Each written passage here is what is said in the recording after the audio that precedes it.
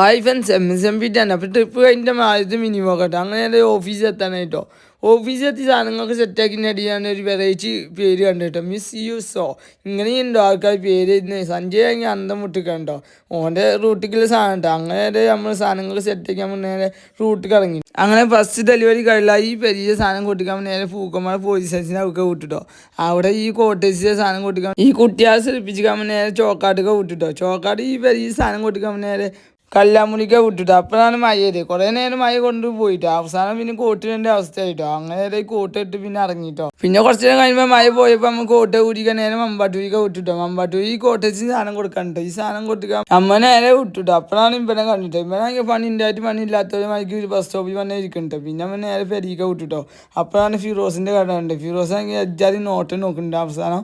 പിന്നെ നമ്മൾ രാത്രി ചെക്കന്മാർക്ക് പോയിട്ട് അപ്പോഴാണ് ഈ കാഴ്ച കണ്ടിട്ടോ. ക്യാമറ ആണെങ്കിൽ ഇവർ രണ്ടാൾ മുന്നിൽ നിൽക്കൂട്ടോ. പിന്നെ ബാക്കി നാളാട്ടോ.